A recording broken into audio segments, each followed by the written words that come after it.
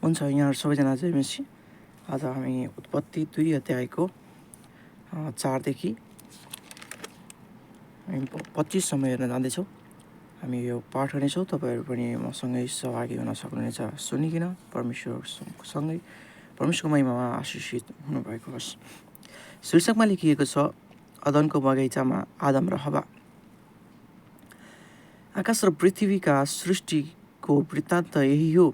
परमप्रभु परमेश्वरले आकाश र पृथ्वी सृष्टि गर्नुभएको दिन भूमिमा एउटै पनि वनस्पति थिएन र भूमिमा कुनै घाँसपात पनि उम्रेको थिएन, किनभने परमप्रभु परमेश्वरले पृथ्वीमा पानी वर्षाउनु भएको थिएन र भूमि खनजोत गर्न कुनै मानिस पनि थिएन। तर पृथ्वीबाट खोलाहरू निस्कि उठेर समस्त भूमिलाई भिजाउने गर्थे। तब परमप्रभु परमेश्वरले भूमिको माटोबाट मानिस बनाउनुभयो र तिनको नाकमा जीवनको सास फुकिदिनुभयो र मानिस जीवित प्राणी भए। परमेश्वरले पूर्वतिर अदनमा एउटा बगैँचा लगाउनुभयो र उहाँले बनाउनु भएको मानिसलाई त्यही राख्नुभयो। अनि हेर्नमा राम्रो र खानामा असल फल भएको हरेक किसिमको रुख परमप्रभु परमेश्वरले भूमिबाट उमार्नुभयो। उहाँले बगैँचाको बिचमा जीवनको रुख र असल र खराबको ज्ञान दिने रुख पनि लगाउनुभयो। बगैँचा भिजाउनलाई अदनबाट एउटा नदी निस्केको थियो र त्यहीँबाट छुट्टिएर त्यो 4वटा शाखा भएको थियो। पहिलो नदीको नाउँ पिसोन हो। यो त्यही नदी हो जुन हविलाको समस्त मुल्कमा बग्छ, जहाँ सुन पाइन्छ।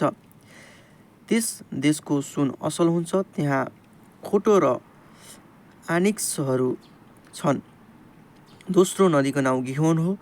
कुसको समस्त देशमा बग्ने नदी यही हो। तेस्रो नदीको नाउँ टाइग्रिस हो। यो असुरको पूर्वतिर बग्छ र चौथो नदी युफ्रेटिस हो। परमप्रभु परमेश्वरले मानिसलाई अदनको बगैँचामा लानुभई त्यसको गोडगाड र हेरचाह गर्न राख्नुभयो।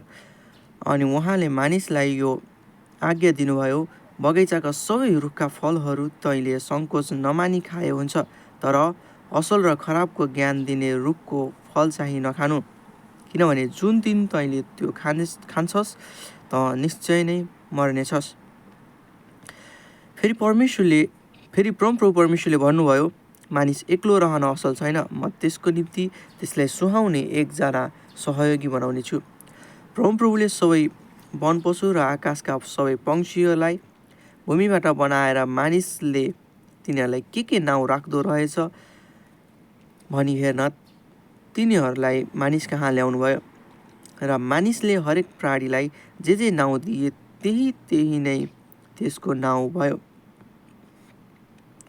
यसरी मानिसले नै सबै पाल्तु पशु, आकाशका पक्षी र सबै वन पशुहरूका नाउँ राखे।